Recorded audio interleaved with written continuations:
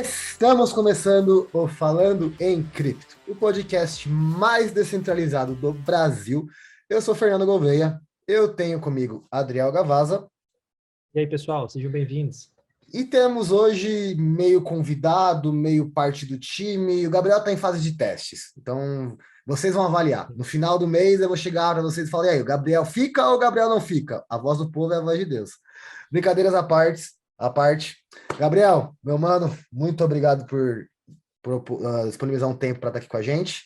Vamos trocar ideia hoje sobre a parte técnica por trás do Bitcoin e da blockchain. Perfeito. Fala, pessoal. Muito obrigado aí pelo convite mais uma vez. E vamos lá para mais um episódio. Estou na fase aí de estágio, né? Vamos ver se eu vou ser aprovado. Bora lá. Rapaziada, antes da gente começar o episódio, quem segue a gente no Instagram, quem me segue no Instagram, quem segue o Adriel, quem segue o Gabriel, já tá sabendo. Mas se você só escuta a gente e não segue o nosso Instagram, os nossos Instagrams, aliás, você tá errado, você devia parar o episódio agora. Ou não para, que o Spotify deixa rodando. Você vai lá e segue. Falando em cripto, aí Fernando Gouveia, Adriel Gavazza, Gabriel, segue todo mundo. Enfim, nós vamos começar o Clube do Livro do Falando em Cripto. Toda vez que eu e o Adriel a gente traz referências de livros, vocês sempre vêm no nosso direct, pô, que legal, muito bem embasado, não sei o que, eu também queria entender um pouco mais. Então a gente se propôs em fazer o Clube do Livro. E a live do Clube do Livro, para explicar como vai funcionar, como vai ser a parte das reuniões, para explicar como vai ser tudo, vai ser esse domingo, dia 6, às 8 da noite, horário de Brasília. Nós temos 10 livros até o final do ano.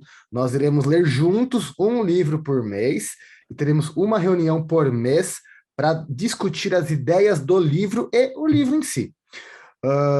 Mais detalhes, esteja na live domingo, dia 6, às 8 da noite.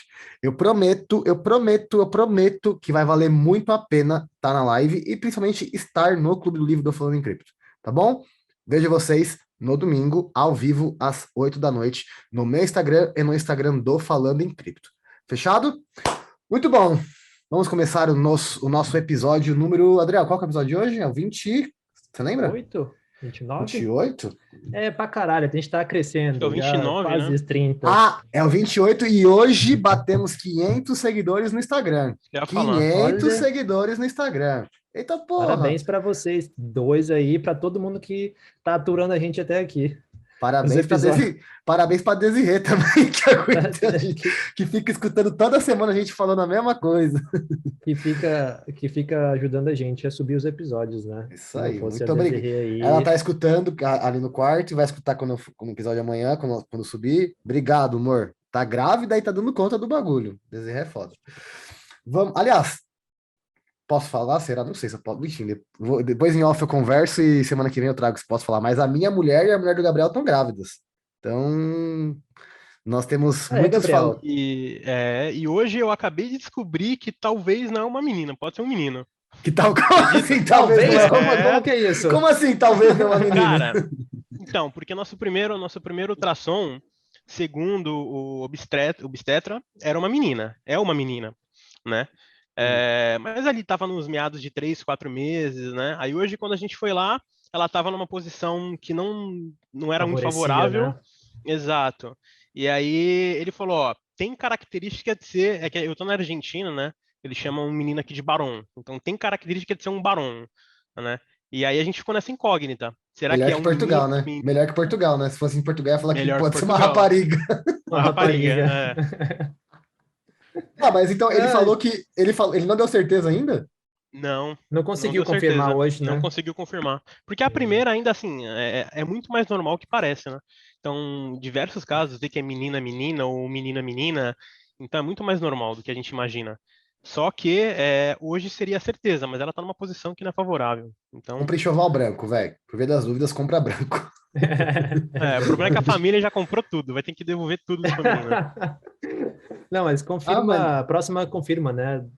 Faz exame de sangue, velho. Faz exame de sangue também, dá pra fazer exame de sangue, né? Também, uma opção. A Desirê tá de 11 semanas. Eu tô doido pra descobrir logo o que é, velho. Eu sou muito ansioso. Puta merda. Nossa senhora. Mas vai vir uma menina. Eu tenho 99% de certeza que é menina. Na verdade, eu já me convenci que é menina, porque eu sei que uma hora eu vou ter que pagar meus pecados, velho. Uma hora eu vou ter que pagar os pecados, velho. 90% dos bodybuilding, isso é uma estatística da minha cabeça, tá? Fontes da minha Vozes, cabeça. vozes da minha cabeça. Vozes da minha cabeça. 90% dos bodybuilders, eles têm Mas filhas. o meu primeiro foi o Bernardo, foi menino. E aí? Foi menino, né? Foi também. menino. Verdade. Enfim, Verdade. olha, que papo de paternidade. O podcast virou de paternidade. Mas já coloco, ó, já pega e já cria uma conta aí pros meninos aí, coloca umas frações de Bitcoin lá, quando eles fizerem 18 anos, eles tiram. Não, Mas- vou colocar de Doge pra zoar ele. Ou ela. Nossa, Enfim, rapaziada, vamos que a gente tem 2 perguntas, o episódio hoje vai ser longo. A primeira é do Vini Spence. O Vini tá sempre comentando, tá sempre participando. Obrigado, Vini, tu é fera, velho.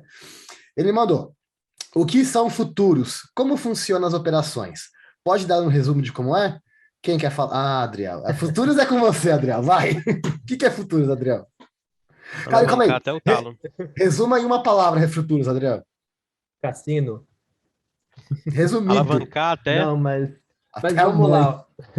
Mas olha só, futuros, pessoal, basicamente você está operando contratos, né? Esses contratos, eles podem ser permanentes, né? Eles não têm data de validade, ou eles têm uma data pré-determinada que ele vai valer até X período. Aí, depois desse X período, ele vai se renovar com novas, como é que eu vou dizer? Com novas regras, enfim. Mas vamos lá, basicamente, futuros, você está apostando, você faz uma aposta que o preço vai subir de um ativo e que ele vai cair. A grande diferença é que você consegue alavancar. O que é alavancagem? Você consegue pegar, baseado no capital que você tem, e alavancar ele em 5, 10, 20 vezes, 30 vezes, para poder entrar numa posição maior, né? E aí, se o ativo, por exemplo, sobe 1% e você apostou que ele iria subir, e você alavancou 10 vezes, você vai ganhar ali como se fosse 10%. A grande questão de futuros é que a análise ela é de muito curto prazo. Não é como o swing trade, que você abre uma operação e você pode ficar nela por dias, né?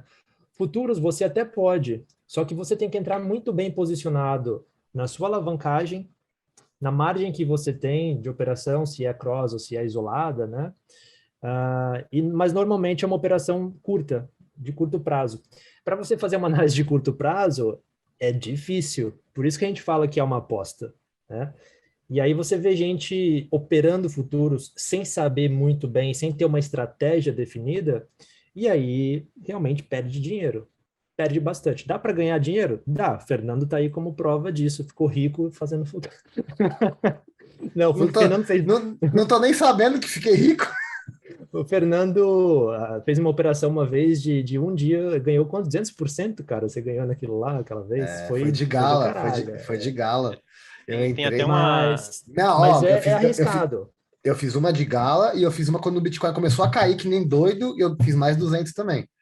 E ó, era pra ter feito 300, é que eu acordei tarde e já tinha recuado já.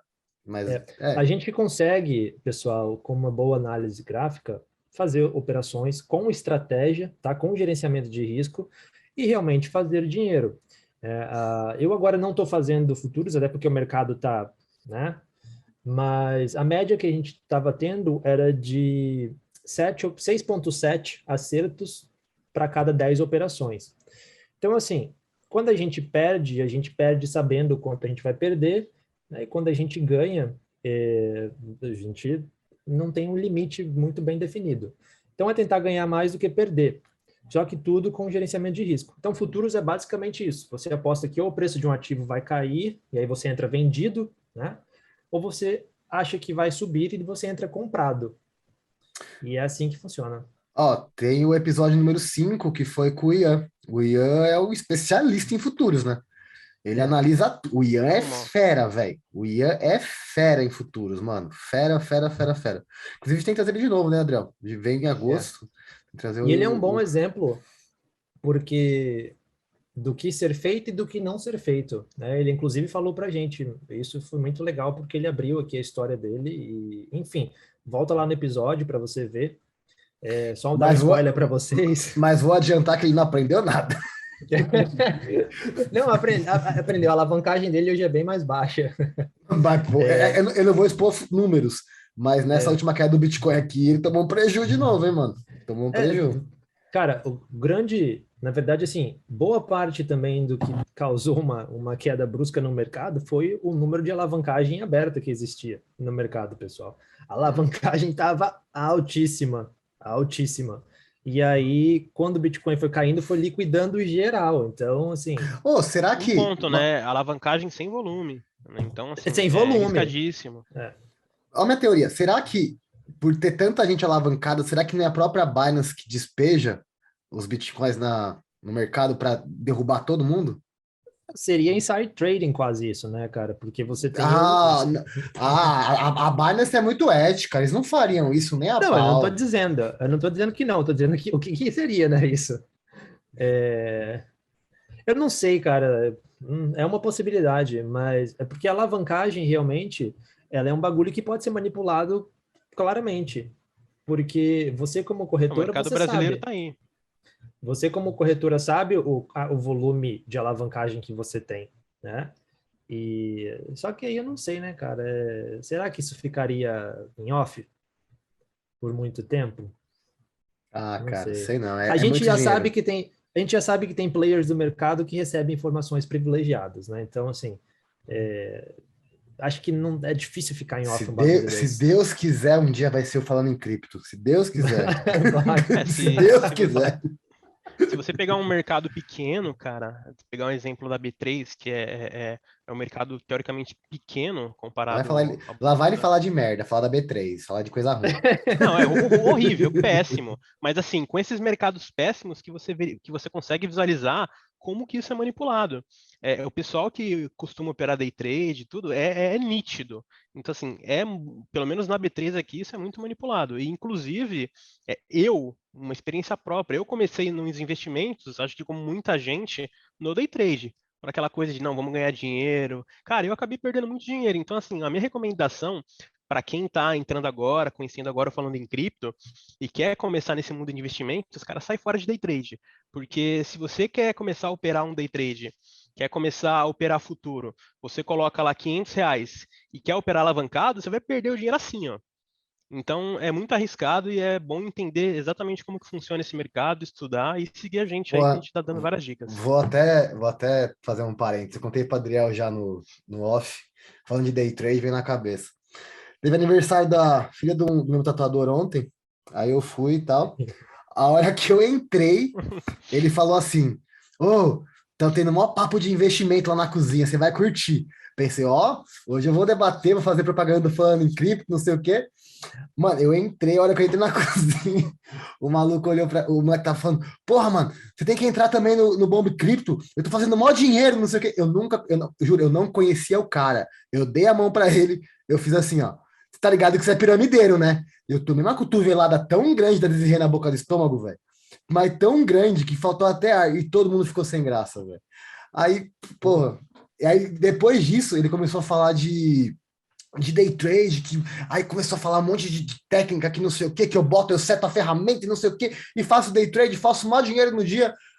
Porra, piramideiro e day trader, o que mais que falta? Não falta mais nada no perfil do cara. Enfim, eu tô falando isso porque é justamente isso, não existe dinheiro fácil, gente, pelo amor de Deus, isso é enganação. Tem um estudo que mostra que se você pegar em 200 pregões seguidos, o Adriano até já comentou isso uma vez aqui, e eu já vi esse estudo. Se pegar 200 pregões seguidos, quem faz day trade, 95% no acumulado tá no prejuízo. Só que o cara tá perdendo de pouquinho, ele não percebe, ele acha que tá ganhando. Ele acha que tá ganhando. Então, cara, gente, pelo amor de Deus, fujam de day trade. Até em cripto, velho. Até em cripto. Não, futuros. A gente comentou de futuros, mas fujam, velho. Fujam. Tipo assim, ó, só se você tiver muita certeza, cara, que o bagulho vai dar. Que nem quando o Gala começou a disparar que nem um louco, eu e o Adriano, a gente entrou no futuro, a gente entrou alavancado. Beleza? Mas aqui, ó, medir na mão. E gerenciamento. Então, só entre em futuros quando você tiver muito, muito, muito, muito bom. Tipo, de pouquinho, porque é cassino. Você começa a ganhar, você vai começar a dar mais e vai se fuder. Cuidado, gente. A gente conhece gente, a gente não vai expor nome, né? Que já perdeu 100 contos, 100 mil, né? R$100. 100 mil. Eu vou falar da minha história mesmo aqui, de uma operação que eu fiz, que eu tomei chumbo, serve de lição aí para o pessoal. Eu entrei eu não lembro qual que era a moeda, mas enfim, entrei numa operação e a análise gráfica indicava realmente que era uma operação de entrada, e entrou. E aí, cara, por uma hora, né, a gente ficou subindo, subindo, subindo, e eu alavanquei pouco, pouco assim, né? É bastante para muita gente, mas 10 vezes eu alavanquei, porque era uma operação muito assim, graficamente falando, era uma boa operação. E se confirmou, foi subindo, foi subindo, foi subindo. De repente, né, no momento que eu estava para vender, de repente entrou um engolfo, que não foi um engolfozinho assim, que só cobriu o candle anterior. Ele cobriu uma caralhada em um segundo. Eu Deu saí, suporte. eu, sa, eu saí de uma operação onde eu estava ganhando $120 para devendo -50, -60, -70 e me liquidou, né, ali Esse naquela é o, operação. esse é o famoso dobra ou zero. É, Cara, eu não e sei foi em um vocês, mas, segundo. André, quando você recebe a mensagem no celular da Binance que tá sendo liquidado, você fica, ai, Ah, caralho. Você fica, ai, meu Deus, vai ser eu falei, liquidado. eu falei, vou fazer o quê? Não, não vale a pena chorar, né? Agora enfim, como eu falei, pessoal, a gente entra sabendo dos riscos e a gente tenta gerenciar. O que aconteceu nesse daí é que foi assim, nem o meu stop não serviria, porque quando eu estava para fechar a minha operação, que era no último segundo ali para virada de candle, ele não abriu e começou caindo, ele abriu destruído lá para baixo, assim. Então, enfim, é, perdi ali É. não Bom, lembro quantos dólares. fomos muito longe na pergunta. Vamos para a segunda, porque o Gabriel vai dar uma aula técnica para a gente hoje. O Catuaba 3 voltou. Acho que essa vai ser legal do Gabriel responder. Vários Gabriel. Eita puta, Fernando. Eu tomei muita porrada no jiu-jitsu hoje. Vários projetos DAO com API acima de 10.000% ao ano. OHM, KLMA, Time, EC. É sustentável? Cara, calma aí. Na pergunta já tá a resposta, né? Convenhamos. Exato. Ele já sabe, ele já Ele já sabe. sabe. Ele só Ele, ele tá ele, confirmando. Ele tá confirmando. ele tá assim, ó. Assina minha autópsia, assina meu atestado de óbito, por favor. Assina, por favor. É aquele interrogação e exclamação que a gente coloca, sabe? É, Mas e aí, Gabriel? Vai, disserte sobre. Bom, assim, né? Com certeza, tá? Nenhum projeto ele é Calma aí, calma aí. sustentável a Calma aí. longo. É sustentável? Sim ou não? Não, jamais. Jamais, nenhum projeto. Então, assim, respondendo, não é sustentável, tá? E o porquê? Se tratando, quando a gente fala de projetos, principalmente projetos que estão surgindo agora com essa tecnologia de blockchain, com todo esse conceito por trás que a gente está conhecendo aí do mercado, você falar numa porcentagem aí de 10 mil anual é totalmente sustentável, tá? A gente pensa normalmente nesses projetos a um longo prazo, visando você conhecer o projeto, você conhecer qual que é o intuito do projeto. Então, qual que é o segredo por trás disso? Normalmente, os projetos que têm esse tipo de rendimento, tá? São projetos que eles estão visando inicialmente atrair o público para o projeto. Então, eles colocam uma porcentagem lá em cima, vão atrair esse público para investir nesse projeto, só que isso a longo prazo é totalmente sustentável, porque se você for pensar, pô, eu vou investir aqui R$ 1.000, sei lá, faz a conta aí, R$ 1.000 com 10.000% ao ano, sei lá, vai dar quanto isso daí? Vai dar Não, eu teria 1 tirado bilhão, tudo. não Eu sei. teria vendido tudo e teria colocado nisso, 10 mil ao ano. Sim, exato. e a gente tem que Então é totalmente lembrar, sustentável. a gente Vai tem lá, que vai lá. lembrar o seguinte também, né? A gente, inclusive, sempre fala o pessoal usar a escala logarítmica, né? Nunca a escala aritmética. 10.000% de 1 centavo, de 2 centavos é uma coisa. Agora, inclusive, né, se a gente for olhar, por exemplo, a Solana cresceu ano passado 18.000%, se eu não me engano, né? Saiu de centavos para... chegou a bater 200 e tantos dólares. Só que 1.000%, 10.000% de US$ 200 é muito diferente de 10.000% de 2 centavos, né? Então, no começo, pode ser que aconteça, né? A gente vê bastante, um número legal de projetos aí que lança e dispara tantos por cento. Só que continuar isso é difícil, né? Não é sustentável a longo prazo. E tem um ponto de atenção aí que é o seguinte: você deu o exemplo da Solana, a Solana foi algo que teve esse disparo porque as pessoas viram naquele projeto um potencial. Então, o pessoal que costuma estudar projeto, costuma investir em bons projetos, viram um potencial na Solana. Agora, você pegar um projeto que ele te oferece 10.000% previamente, falando assim, ó, coloca seu dinheiro aqui, você vai ter um rendimento de 10.000%. Isso é totalmente sustentável, né? Ao contrário da Solana aí, que ela cresce à medida que as pessoas vão conhecendo o projeto, conhecendo o potencial desse projeto. Ai, Solana, me arrependi tanto de não ter entrado no começo. Enfim, o investidor é um eterno arrependido, né? Bom, essas eram as duas perguntas que nós tínhamos. Agora é hora de bombardear o Gabriel, Adriel. Agora vamos sentar o sarrafo nele para ele lembrar do porquê que ele está em fase de teste. Bom, gente, para quem não sabe, provavelmente vocês não sabem, vou contar agora. O Gabriel ele trabalha com blockchain. Conta pra gente o que você faz, Gabriel. Bom, vamos lá. Hoje eu sou programador, eu trabalho em um dos maiores bancos da América Latina, bancos de investimento, não vou citar nome aqui, mas vocês devem saber. Inclusive num projeto de blockchain privada, tá? Blockchain privada. Isso a gente vai falar depois, que existem dois tipos aí de blockchain. Então, eu tive à frente aí de um projeto de blockchain privada. Obviamente, como um bom programador, sempre me interessei por isso daí. E vim aqui contribuir com o conhecimento que eu tenho sobre esse assunto para tirar todas as dúvidas do pessoal aí e a gente ir um pouquinho a fundo sobre a parte técnica da blockchain. Adriel, quer fazer uma pergunta já para começar? Quanto é que o Bitcoin vai custar? Mentira. Assim, dá para saber olhando a blockchain? Não, cara, o Gabriel separou acho que uns pontos, né, que ele gostaria de falar. Você gostaria de começar por algum ponto específico, Gabriel? Vamos lá, para tentar. Vamos tentar tornar as coisas dinâmicas. Gabriel, estamos num churrasco, aqui, ó, as crianças correndo, falando pai, pai, pai, pai. E aí chega meu tio. Pô, Gabriel, o que é esse negócio de blockchain, mano? Explica para mim. Como você explicaria? Bora, vamos lá. Acho que para a gente iniciar nesse assunto, a gente precisa fazer uma distinção que ela é muito importante e que muitas pessoas acabam confundindo, tá? Blockchain e criptomoeda, elas são coisas totalmente diferentes, tá? Elas têm uma relação muito devido ao Bitcoin, tá?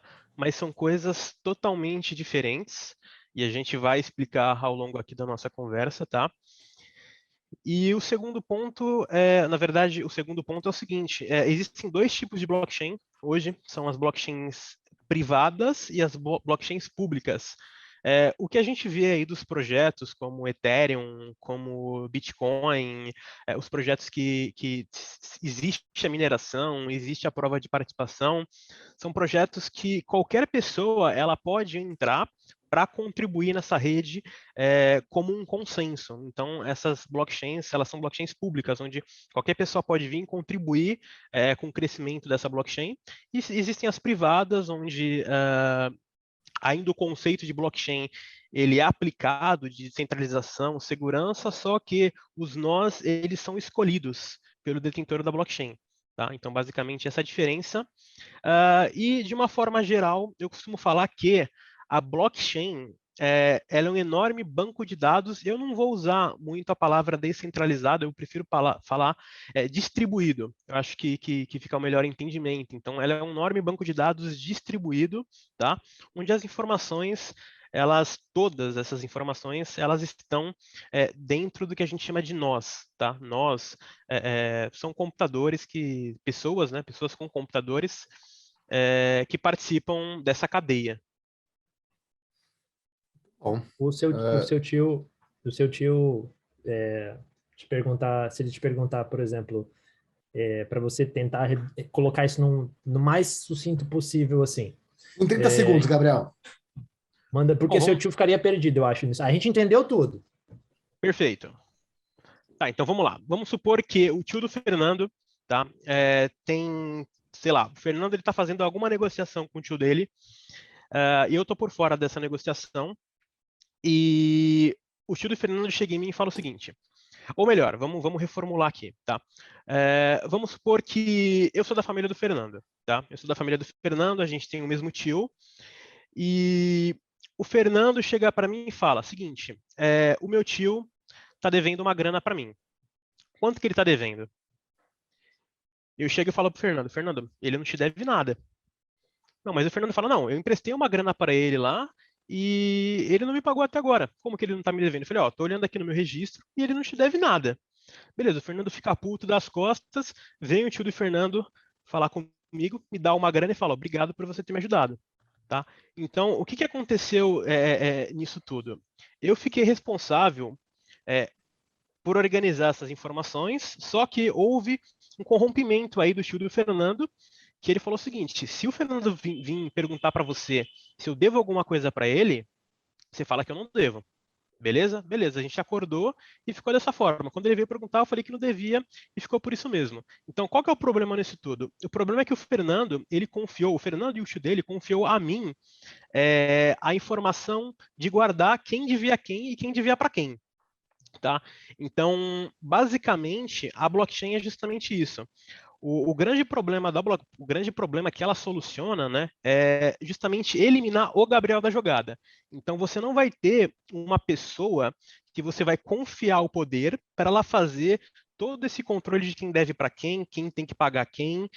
Isso vai ser algo totalmente distribuído entre as pessoas. Então, fazendo agora um outro exemplo que é bastante prático. Vamos supor agora que eu, o Fernando e o tio dele, a gente está com a mesma situação, só que agora o Fernando não confia mais na gente. Então, o que eu vou supor? Vamos lá, Fernando, vamos chamar eu, o Fernando e o tio dele, cada um vai pegar um caderno, tá?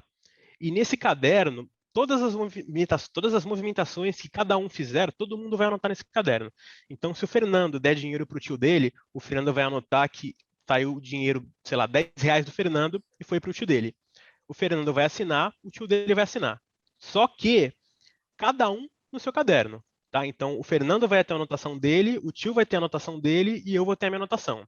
E assim sucessivamente. Se o Fernando emprestar em dinheiro para mim, ou o tio dele emprestar por Fernando, ou quando fizer também um pagamento, vai ficar registrado em ambos os cadernos. E se porventura o Fernando chegar em mim e falar, Gabriel, quanto o meu tio deve para mim? Eu falei, cara, olha no seu caderno. Se no caderno dele estiver dizendo uma coisa e no meu outra, o que a gente precisa fazer? A gente precisa entrar num consenso. Quem que está dizendo a verdade? Então, como que é a forma da blockchain resolver esse problema? Através desse consenso, onde vamos pegar todos esses cadernos, comparar a informação dos cadernos e ver qual que a informação está discrepante. Se no caso do Fernando a informação dele estiver errada, amigão, desculpa, você anotou errado.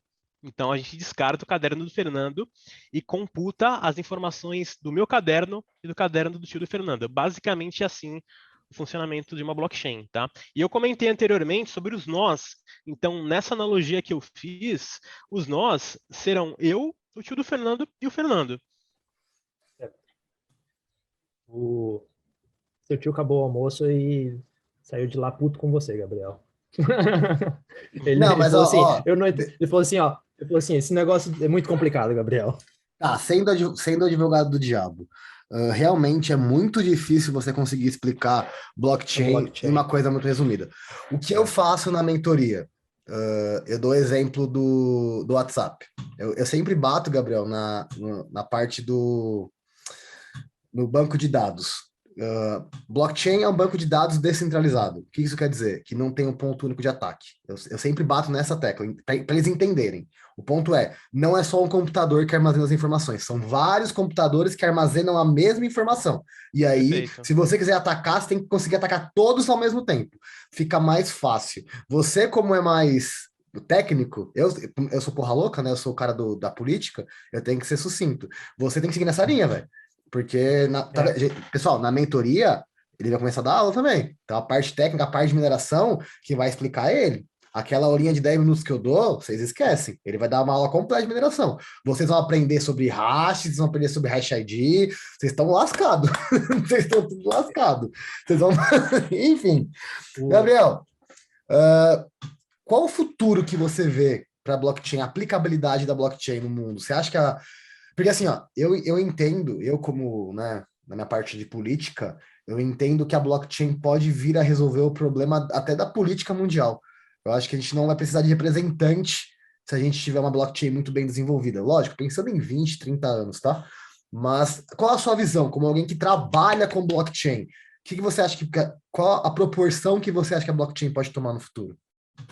Perfeito. Só agora pegando esse ponto que o Fernando comentou sobre toda a questão política e tudo que envolve a política, hoje a gente tem um bom exemplo de algo que no futuro vai se tornar realidade. Inclusive, existem instituições que já estão trabalhando nisso, que é a questão da votação. Tá? Inclusive, eles institulam votação 2.0. Então, num futuro bem próximo, a tendência é que a votação ela seja feita numa blockchain. Por que seja feita numa blockchain? Você tem duas características que são primordiais quando você fala de blockchain, que é a segurança e a imutabilidade. Então, isso é perfeito para você pegar no exemplo do voto. Então, você vai ter uma segurança, já que esses dados eles vão estar em todos esses nós, com todas essas pessoas, e a partir do momento que essa informação é colocada dentro do blockchain, ela nunca vai ser mudada.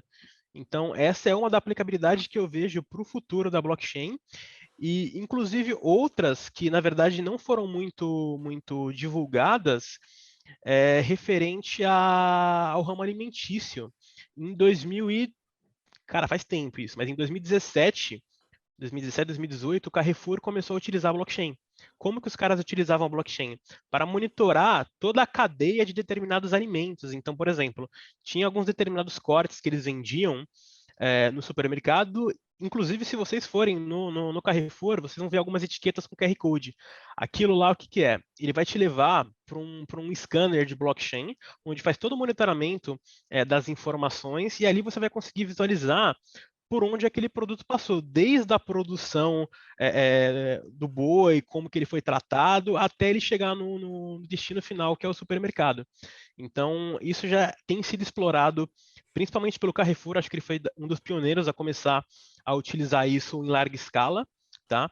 E eu recomendo, aí eu já fiz isso, eu recomendo que quem tiver oportunidade faça, pega algum produto, tem algumas carnes, alguns cortes que tem essa característica, tem um QR Code lá, se você escanear, você vai conseguir ver toda a cadeia por onde aquele corte passou, e aquilo lá nada mais é que a blockchain, tá? Toda aquela informação está dentro da blockchain.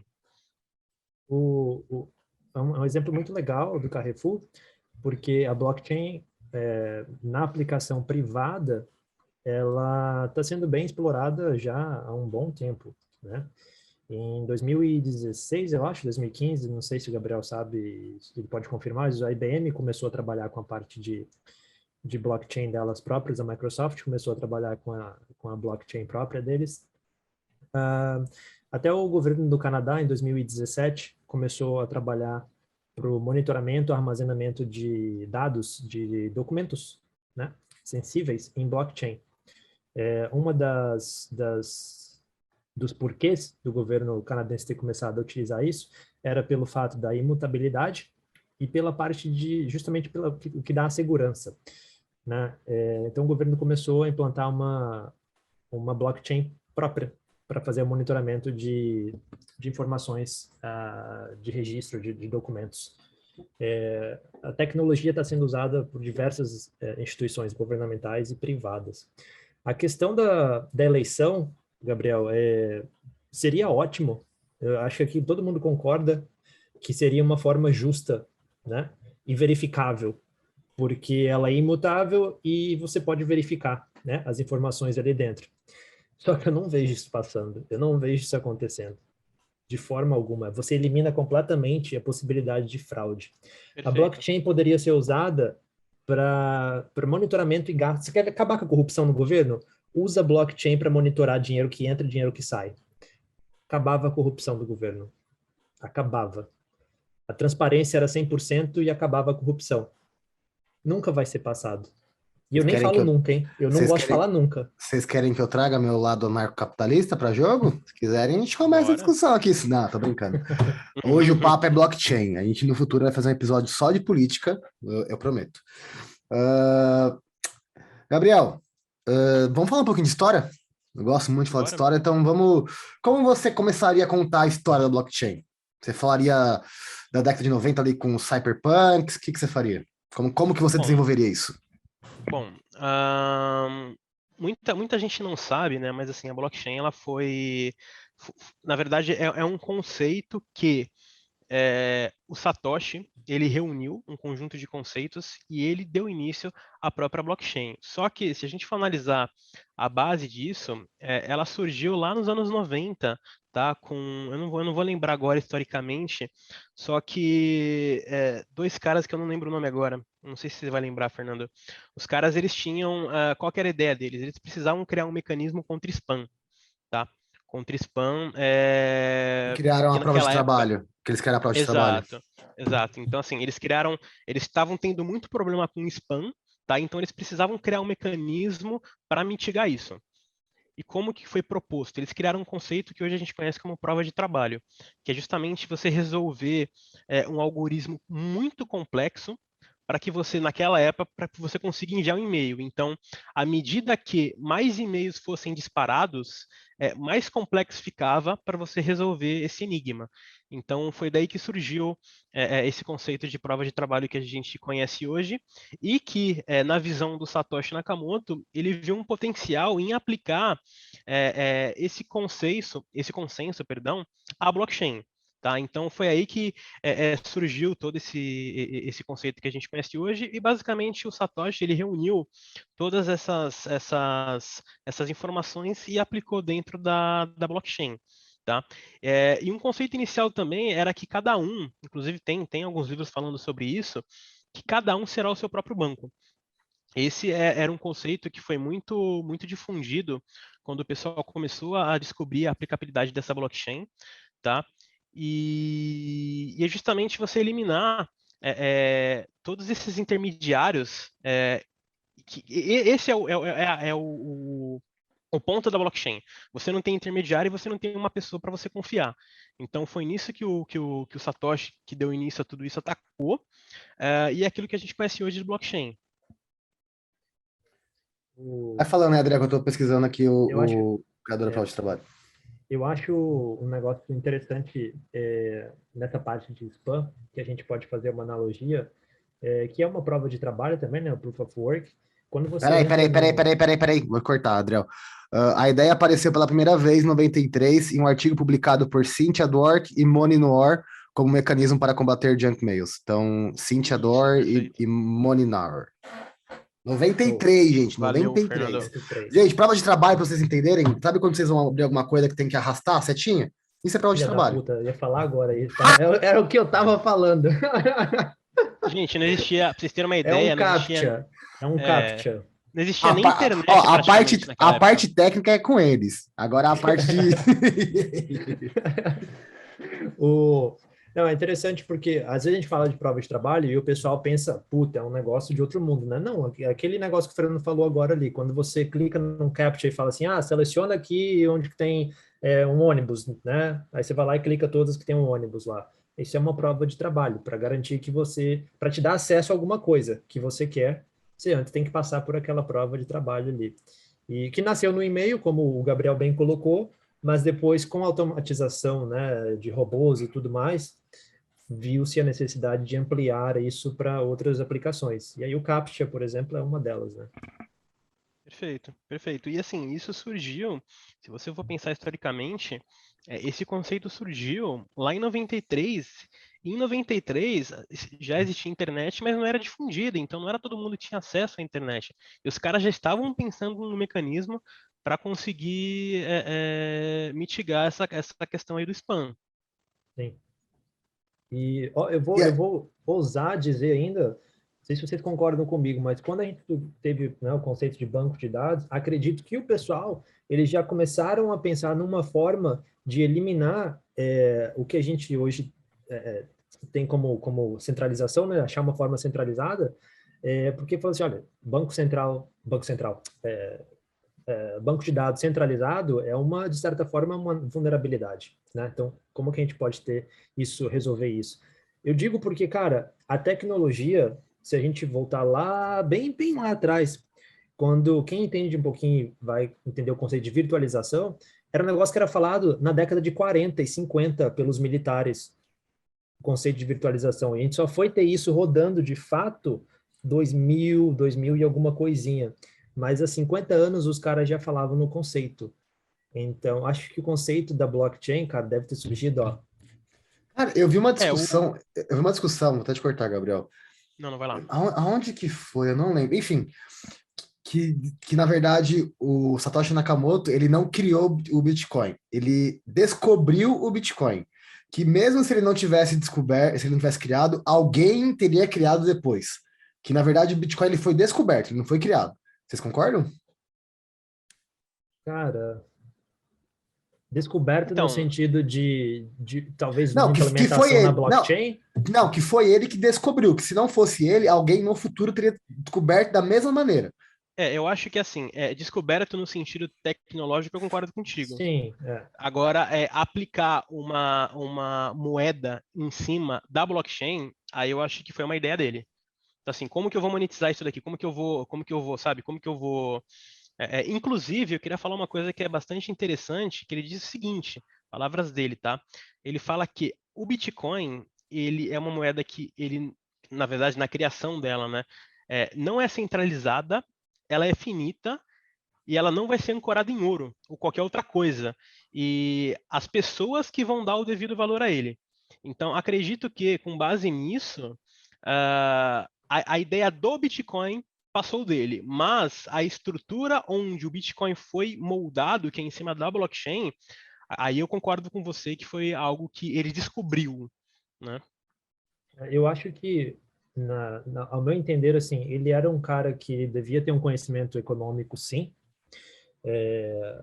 e em relação, eu acho que o principal ponto dele era blockchain e não o Bitcoin. Ele poderia ter imaginado o Bitcoin primeiro, mas eu acho que sem a blockchain, o Bitcoin seria muito complicado do Bitcoin vingar. Então vamos, Adriel, vamos fazer aquela pergunta que eu já fiz outras vezes. Eu sei a sua opinião, agora eu quero saber do Gabriel. Gabriel, o que é mais importante? O Bitcoin ou a blockchain? Eu ia deixar para o final, mas vamos polemizar isso agora já. Qual que é a sua opinião? O que é mais importante para o mundo hoje? A blockchain ou o Bitcoin? Direto e reto, mano. Direto e reto. Não precisa explicar. A blockchain.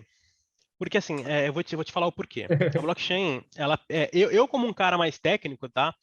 A blockchain ela permite que seja criada inúmeras ferramentas, inúmeros projetos, como que a gente tem visto hoje. O Bitcoin ele foi o que deu início a tudo isso. Só que a gente precisa pensar o seguinte, foi o que o Adriel comentou. A gente tem três características de uma moeda forte, né? Se complementa, que é unidade de medida, meio de troca e Tempo. tempo. Vamos lá? Perfeito. Adriel, porra. Valeu. Deixa o moleque. Tá em fase de teste, deixa o moleque. E o seguinte, a blockchain ela permitiu que essas três coisas se juntassem num único local. Então, para mim, a blockchain, pelo que eu tenho estudado, pelo que eu conheço, ela permitiu que o blockchain, que o Bitcoin se tornasse o que a gente conhece hoje, com a mineração, inclusive a mineração, estava até conversando com o Fernando um tempo atrás, a mineração, ela é uma ferramenta contra a inflação do Bitcoin, tá? Então, se você for pegar e analisar todos esses pontos, essas características da blockchain, ela vai muito de encontro com aquilo que, na verdade, a população, a civilização, ela sempre buscou. Você tem um ativo escasso. Então, a blockchain, ela proporcionou isso. Eu acho que é a questão de, quando você tem uma visão mais técnica, eu acho, a gente consegue, não consegue, né, mas a gente enxerga a blockchain de uma forma um pouco diferente. Porque a gente teve essa discussão aqui antes, Gabriel, não sei se você viu, e aí o Fernando falou a opinião dele, né, que o Bitcoin seria mais importante, teve o Leco também, eu acho, né, enfim, teve um pessoal disso, e eu tinha defendido a blockchain, justamente por esses pontos, porque a blockchain, eu imagino que o Bitcoin foi pensado antes, mas era necessário uma solução para que o Bitcoin funcionasse. André, você mantém a ideia, então? Você ainda fala que é blockchain? Eu, assim, para mim, a Porque blockchain... assim, ó, o Gabriel vai poder confirmar. Tem toda a história que teve um monte de precursores do Bitcoin, né? Teve o BitGold, BitGold, Bitgold. teve alguns outros que, se você parar para ver, todos acho que são 5 ou 6, eu não lembro agora. Eu dou na aula de mentoria, eu não lembro agora. Tem 5, 6 que cada um tem uma característica do Bitcoin, tipo, que aí parece que o Bitcoin juntou os 6. Até por isso que se aponta muito o Ralph Finney como o Satoshi, porque o Ralph Finney participou de quase todos os projetos. Então, tipo, aí como ele foi o primeiro a receber do Satoshi, então fizeram essa associação. A blockchain havia sido testada, acho que no BitGold, se não me engano. Tipo, é um precursor de Bitcoin, de blockchain, alguma coisa, eu não lembro agora, Não, o não, não. Gabriel poder falar. Não, não. A blockchain, a aplicabilidade da blockchain, quem deu início foi o Satoshi. Antes não. Antes os caras tinham uma ideia de uma moeda, tá? Que eles buscavam as características que hoje tem o Bitcoin, mas ele o Satoshi só conseguiu aplicar essas características ao Bitcoin graças à blockchain. Inclusive, um dos grandes problemas que foi enfrentado pelas pessoas a querer criar uma economia digital era justamente esse. No meio digital, é muito difícil você combater a duplicidade, e esse era um pilar. Então, assim, como que eu vou combater que uma imagem ela é original e a outra não é? Se eu tirar um print, qual que eu vou saber qual que é a real? Eu não consigo, tá? NFT. Não, brincadeira, continua. E, e, e um outro ponto também é a questão do gasto duplo. Então, os caras eles precisavam combater isso. Só para quem não sabe, gasto duplo é o seguinte: imagina que você está fazendo uma compra de um Bitcoin lá na exchange, sei lá, na Binance. Hoje você tem um time lá para essa compra ser processada. Tá? O gasto duplo é justamente o seguinte: elimina esse time. Você vai conseguir comprar vários Bitcoins. Tá? Você ia ter um gasto duplo, comprar vários Bitcoins com o mesmo saldo que você tem em carteira. Então, um dos principais problemas que eles precisavam resolver é a questão do gasto duplo e da originalidade daquele ativo. E, gente, ó, as criptomoedas pré-Bitcoin que eu dou na mentoria. A DigiCash, de 89, BitGold, com Nick Szabo, a Ripple, que foi do Ralph Finney, que é a estrutura do Bitcoin, e do Hashcash, e o Hashcash, que aí o Hashcash começou a usar a prova de trabalho, né? Então são essas 4 aí que são as precursoras do Bitcoin. Se você parar para analisar todas elas, tinha uma ideia muito boa. A única coisa que faltava nelas, talvez, era uma solução como a blockchain. Ó, O BitGold, Falei, Adriano. o BitGold, me corrige, Fernando, se eu estiver errado, mas a ideia era lastrear no ouro, né? E aí E impediu o foi aí gasto que teve duplo. e aí foi que teve o problema com o governo, obviamente. Né? Ó, o DigiCash começou com a Blind Signatures, que é a parte do Bitcoin. O BitGold começou a resolver o problema do gasto duplo. A Ripple começou a fazer a parte da estrutura do Bitcoin e do Hashcash. Daí o Hashcash começou a usar o sistema de prova de trabalho, que aí é parecido com o Bitcoin. Eu colocaria o Litecoin nesse meio também. Pode colocar então, agregue aí, parça. Não, no meio dessas moedas que você comentou aí. Eu acho que assim, uma das características mais interessantes da blockchain, Gabriel, você pode dissertar melhor sobre isso, é a questão da ligação de um bloco com o outro. Se a gente, como é um assunto mais técnico hoje, né, vou me permitir falar isso. Um bloco, pessoal, quando a gente chama de hash, né, ele tem uma informação que ele liga para o próximo bloco, né, que é para garantir a sequência correta desses blocos. Então, uma informação aqui desse bloco, quando fechou, puxa o próximo bloco.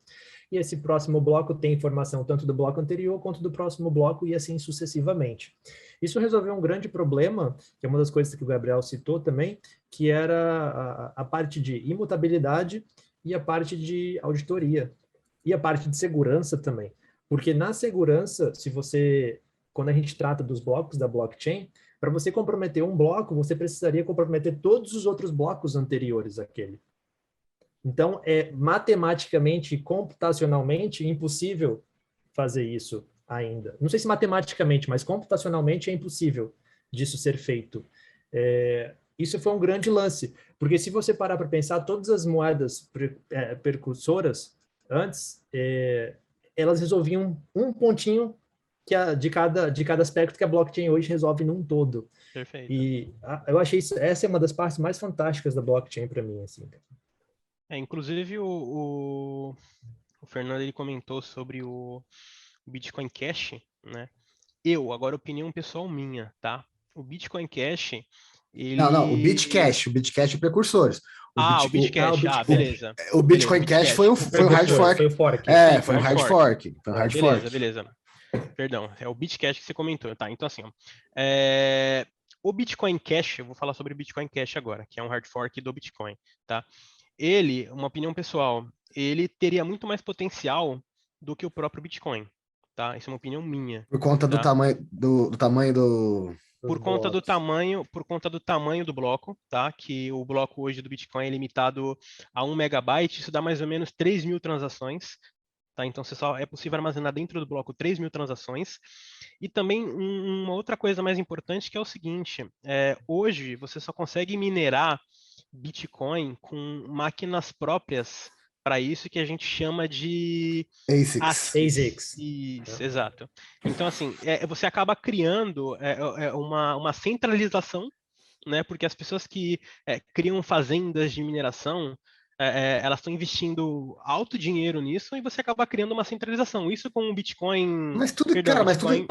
Tudo que é rentável vai virar isso, né? Tudo que é rentável. A própria aí Ethereum ia caminhar para esse lado daqui a pouco, se não tivesse, se mudasse. Então é uma discussão assim, ó, eu entendo o seu ponto, Gabriel, mas é uma discussão que, tipo, não adianta, tudo que é rentável e que é fácil, bem entre aspas, tá, gente? Você que tá só escutando, bem entre aspas, fácil, o pessoal vai querer, tipo, investir, tá ligado? Vai querer. Cara, enfim. Mas pensa comigo, vamos pegar, eu falei errado, gente, não é Bitcoin Cash, é Bitcoin Gold, tá? BitGold. O Bitcoin, isso, o BitGold. O Bitcoin Gold é o seguinte, vamos pegar esse exemplo que o Fernando deu. Se a gente voltar para GPUs, concorda que a gente torna o cenário muito mais democrático? Porque assim, hoje, uma pessoa que está em casa, ela não consegue minerar. Mesmo que ela tenha o mínimo de poder computacional, ela não consegue minerar. Então, à medida que as pessoas elas vão ficando mais gananciosas pela mineração, o tempo para você conseguir minerar um novo bloco, ele vai aumentar absurdamente, assim, é uma bola de neve. Então, as pessoas vão aumentando o poder computacional, a rede vai recalculando a dificuldade e isso vai se mantendo, vai se mantendo. Mas aí eu tenho uma pergunta, porque há uma explicação para isso, né? E uma das explicações mais simples é para garantir a segurança da rede. Perfeito. Para garantir a segurança da rede, porque quando você tem um baixo poder de hash, basta que você consiga ter mais hash do que aquele para você comprometer aquele negócio. E aí, uma das explicações né, para isso é a seguinte: conforme mais gente vai entrando na rede, vai aumentando a dificuldade de mineração, né? O hash vai aumentando, o poder de computação vai aumentando, o hash vai aumentando, e assim a gente deixa o negócio mais seguro, ao mesmo tempo que a gente garante que você pode pegar o computador mais poderoso do mundo lá, que você vai minerar um bloco a cada 10 minutos, e você vai respeitar todos os limites, né, que isso impõe. Se a gente não tivesse isso, você consegue enxergar uma solução diferente para esse aspecto? Então, assim, você falou uma coisa importante, mais pessoas. Hoje, com a característica do Bitcoin, a gente não consegue ter isso. Isso vai estar restrito a um grupo pequeno de pessoas que elas vão ter um alto poder monetário para conseguir investir nessas máquinas e cada vez minerar mais Bitcoin. Isso a gente pode criar algo que na blockchain a gente chama de ataque do 51. O que é isso? O que é o ataque do 51? A partir do momento que você tem 51% da rede, do consenso da rede, dentro de um poder computacional, por exemplo, se a gente juntar hoje as 3 maiores fazendas de mineração hoje, você pode ter um ataque de 51. Então, se os caras quiserem juntar esse poder computacional, eles vão poder manipular os dados da blockchain. Então, Mas do aspecto financeiro. Porém, isso não é rentável. Adriel ia falar, vai, Adriel, não vou te cortar de novo, vai, Adriel. Do aspecto financeiro, porque o ataque de 51, ele, na verdade, a teoria dele já foi posta à prova, né? E a proteção a isso, a maior proteção, né? A isso seria a questão do incentivo financeiro. Você destruiria o ativo. basicamente. Você destruiria o ativo. E aí, a única pessoa, e o Fernando até já postou sobre isso, a única pessoa, a única instituição que teria interesse nisso é o governo. A Porém, nenhum questão... governo faz isso. Agora eu vou te cortar. Porque para Pode fazer ir. isso, ele causaria muita inflação na própria moeda, ele destruiria a própria moeda e destruiria o Bitcoin. Então, não seria, não compensaria. Mesmo os Estados Unidos, se o Bitcoin acabasse com $1 em um mundo imaginável, não compensaria, porque ele terminaria de acabar com $1 e acabar com o Bitcoin e não valeu de nada aquilo. Não é rentável, entende? Seria rentável se acabasse, mas ficasse com o poder financeiro que o Bitcoin tem. Aí sim. Então, isso aí, cara. Foi feito um cálculo, inclusive, eu não sei se você viu isso, Fernando. Desculpa interromper só para não esquecer essa parte, já volto a palavra para você. Foi feito um cálculo, eu não vou lembrar os números aqui agora, peço perdão, mas eu posso olhar depois para não falar para vocês. De quanto de processamento e o quanto esse processamento custaria em termos de valores para que fosse possível o ataque do 51, né? E era uma coisa assim, estrondosa, monstruosa, que para um governo colocar isso em prática seria uma medida muito, muito, muito custosa, talvez assim, antipopular. eu acho que o Gabriel não chegou a pegar essa fase. Ano passado eu fiz uma sequência, acho que de 6 posts de coisas que poderiam vir a destruir o Bitcoin. Tipo, eu dava a teoria, as teorias mais populares, e eu vinha com a refutação. Tipo, não, isso não vai acontecer por conta disso, disso, disso. E a segunda era do ataque de 51%. A primeira foi uma discussão que a gente já teve no grupo do Falando em Cripto sobre computador quântico. A terceira, qual que era? Não lembro, era uma sequência de posts. Eu preciso até vou passar esses posts pro profile do Falando em Cripto, por isso que eu arquivei. Enfim, tudo que poderia vir a destruir o Bitcoin já não tem mais, não teria como. Isso serviria se fosse no começo. Se lá no começo alguém tivesse criado o monopólio do Bitcoin, do poder computacional, provavelmente a gente não teria chego hoje onde a gente está, porque aí teria perdido valor e tudo mais. Lembrem que preço é diferente de valor. O valor do Bitcoin é justamente tudo isso, a descentralização, não sei o quê. Falando disso, uma coisa que eu corrigi o Gabriel, que é muito importante vocês entenderem. Gente, o Bitcoin ele não é deflacionário. A característica do Bitcoin não é ser deflacionário. Eu vejo muita gente falando isso, inclusive, já pedi desculpa pro Gabriel a forma como eu corrigi ele. Ele postou, eu falei, Gabriel, não é isso. Muita gente, vocês confundem. A moeda fiduciária é inflacionária e o Bitcoin é deflacionário. Não, a moeda fiduciária também não é inflacionável. O que faz com que o Bitcoin seja deflacionável é que ele é escasso. E justamente o contrário disso é o que faz que a moeda fiduciária seja inflacionária. Tudo que é escasso, se a demanda aumenta, vira deflacionário. E a recíproca é verdadeira. Então, por favor, não confundam isso. Não saiam dizendo, o Bitcoin é deflacionário. Tá bom, se é deflacionário, por que cai então agora de novo? Por que caiu de 70 mil para... Vai, continua. Se ele é deflacionário, por que caiu de 70 mil para 39, para 36? Não é deflacionário, ele é escasso. Aí a escassez, devido à oferta e demanda, torna ele deflacionário em relação à moeda fiduciária. Por favor, não passem vergonha. Não façam o pessoal da B3 ficar falando, você nem sabe o que está defendendo, vai, ô seu burro. Por favor, não façam isso. A deflação, eu acho que a característica da deflação no Bitcoin, ela só ocorre por conta da escassez, né? Ela é uma característica da escassez, na verdade. E a inflação é uma característica da sobra, né? Do muito. Eu acho que o pessoal, e inclusive eu já falei que o Bitcoin é deflacionário, porque eu acho que é mais fácil, às vezes, você explicar a deflação do que a escassez do Bitcoin. Porque a escassez do Bitcoin faz sentido para quem entende o Bitcoin. Para quem não entende, eu acho que não faz muito sentido. Porque, inclusive, hoje, não foi ontem, eu vi na internet alguém postou assim, o Bitcoin custa, sei lá, $40 mil, eu vou comprar um café que custa $5, e eu vou pagar $40 mil no café, sabe? Então, assim, o pessoal ainda não consegue ter nem essa noção de fracionamento, né? Mas é um ponto muito bom de se abordar, porque é a escassez que dá essa característica, e não o ativo em si. Perfeito, molecada. Muito bom. Gente, só vou falar, a gente vai ter que fazer um outro episódio disso, porque a gente tem que travar em uma hora e pouquinho, e esse tema de blockchain vai muito longe, se a gente quiser ficar debatendo nisso. A gente tem um compromisso com o pessoal de não esticar muito, né, por conta do tempo útil do pessoal escutar também, né? Por mim, a gente podia ficar horas, mas a gente vai ter que dividir esse episódio em 2, 3. Ou, às vezes, que o Gabriel vier, a gente conversa sobre, porque tem muita coisa para falar sobre blockchain, muita coisa.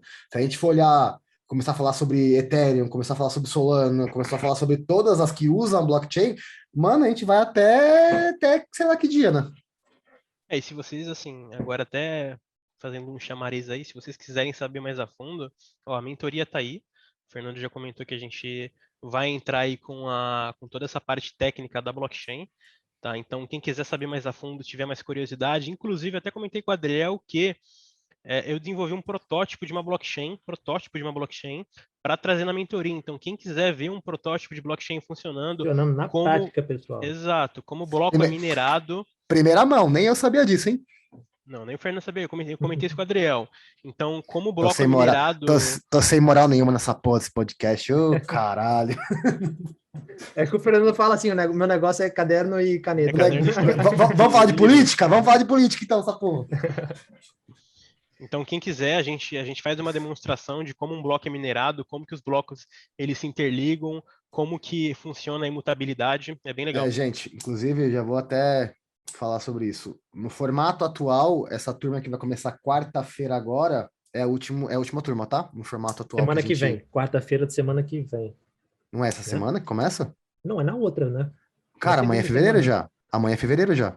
Então, na segunda semana, não? Pra mim era essa quarta. Aí, a gente tá bem alinhado, tá bem alinhado. Não, tá a gente conversa, a gente conversa em off sobre isso. Tá, essa turma agora de fevereiro vai ser a última no formato atual, comigo e o Adriel somente. A partir da próxima, eu fico com a parte de história, com a parte de orçamento, o Gabriel vai entrar toda a parte fundamentalista, o Gabriel vai entrar com a parte técnica, então, tipo, gente, vocês vão sair da mentoria, mano, vocês vão poder dar mentoria, se vocês quiserem. O papo é esse. A gente tá criando concorrência. A gente vai começar a criar concorrência pra gente. É isso aí. Mas vocês vão sair craques. A gente vai entregar para vocês. E assim, ó, eu e o Adriel também, a gente vai... São planos, tá? Esse ano a gente tá vindo com tudo. Além do Clube do Livro, isso daí, nós vamos gravar um curso sobre... Aí já é mais eu e o Adriel, que envolve política, envolve moeda, que, cara, vai ser o melhor curso sobre Bitcoin do mercado. Eu garanto para vocês. Garanto para vocês, não brinco em serviço. A gente esperou porque a intenção era gravar pessoalmente. A intenção era quando eu fosse para o Brasil, a gente gravar junto. Mas, como eu não sei quando eu vou pro Brasil mais, o Adriel também daqui a pouco já vai embora do Brasil, para não perder o timing, a gente vai começar a gravar o mais rápido possível. A gente precisa sentar para conversar, né, Adriel? Para desenhar o produto. Desenhar o curso. Mas eu sei que, olha, pelo que a gente já conversou, eu e o Fernando, pessoal, acho que a gente já enxerga as coisas acontecendo lá na frente, tá? A gente já vê o negócio, o produto pronto. Cara, vai ser fantástico.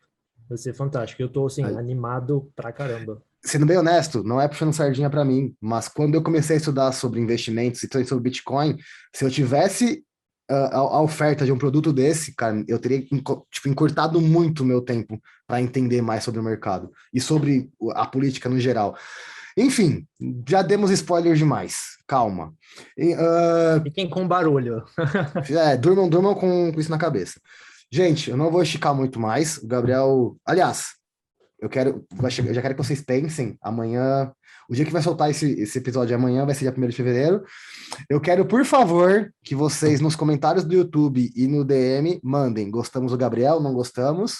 Porque o Gabriel esse mês agora de fevereiro vai ser uma fase de teste pro Gabriel. O Gabriel, ele... Enfim, um dia eu conto a história do Gabriel. Eu conheço o Gabriel desde que eu era pivete. Eu preciso contar a história aquele dia. Depois a gente conta aí. Pensa bem, pessoal. É o seguinte, ó, você vai ter um demo de blockchain na mentoria. Então, se vocês não votarem, não vai ter demo. É um paredão agora. Tá vendendo peixe, tá certo. Rapaziada. Gabriel, vai, 30 segundos para defender a sua permanência. Quando der os 30 segundos, eu vou desligar o microfone dele. Você vai ver. Rapaziada, não, mas, eu quero lembrar vocês sobre o Clube do Livro. Cara, assistam a live no domingo. Eu vou trazer junto com o Adriel toda a proposta do Clube do Livro. Tudo que a gente vai oferecer não vai ser só o Clube do Livro. Vai ter uma série de coisas, vai ter acesso a um grupo para conversar com a gente durante a semana. Provavelmente vai ter sinais nessa sala.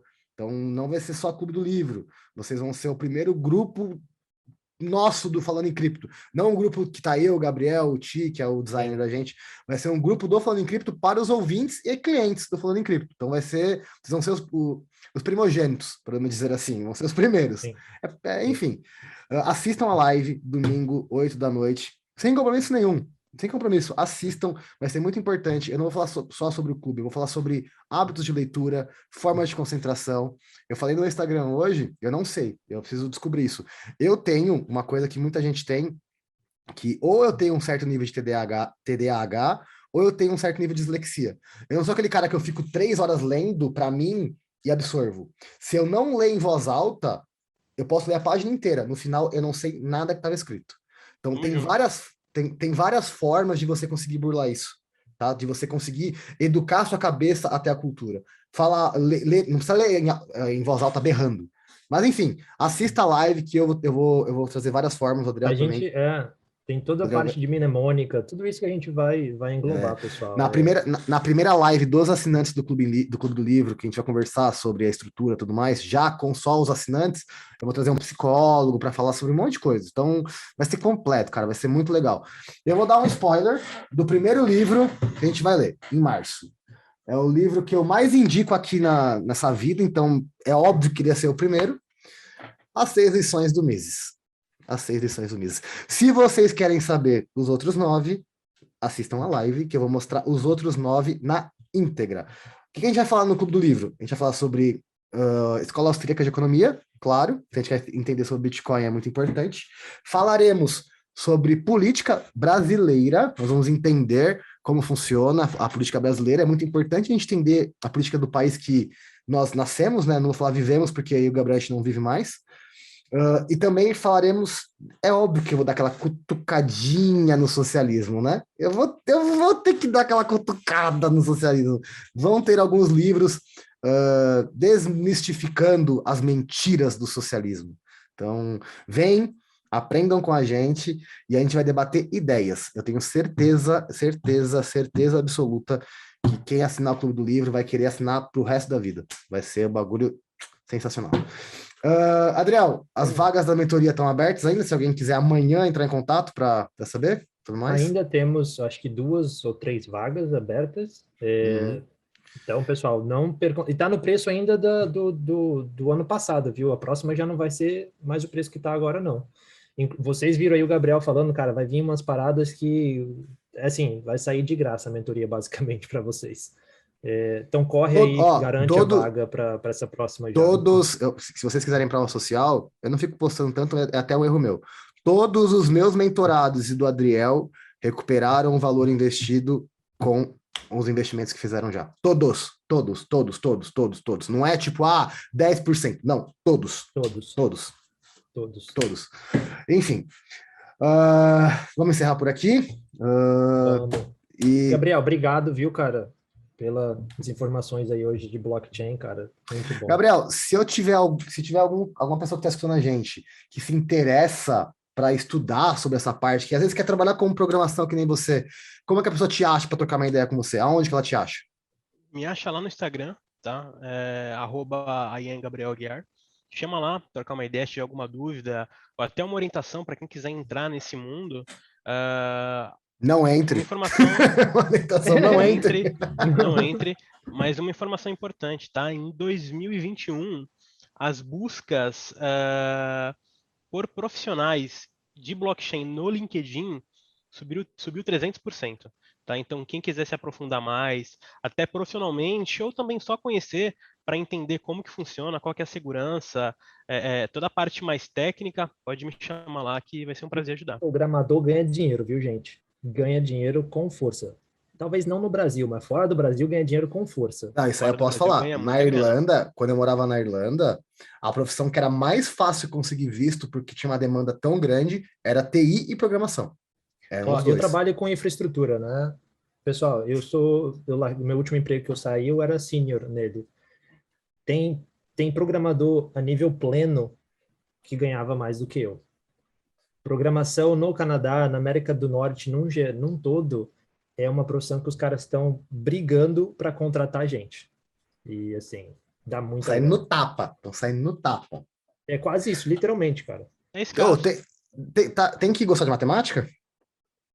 É bom. Sejam honestos. Precisa. É bom, precisa. Nunca seria programador, então. Nunca seria. Nunca seria. É bom. Enfim, Adriel, eu pensei em mudar, viu? Mas eu não gosto de programação, então dá não. Adriel, Instagram da semana.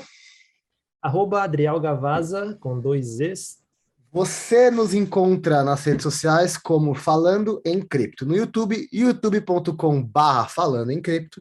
No Spotify, Falando em Cripto. No Instagram, @Falando em Cripto. Você me acha no Instagram como @IamFernandoGouveia. Fechado? Rapaziada, esse foi o nosso episódio de número 28. Estamos chegando no 30º. Eita, caralho!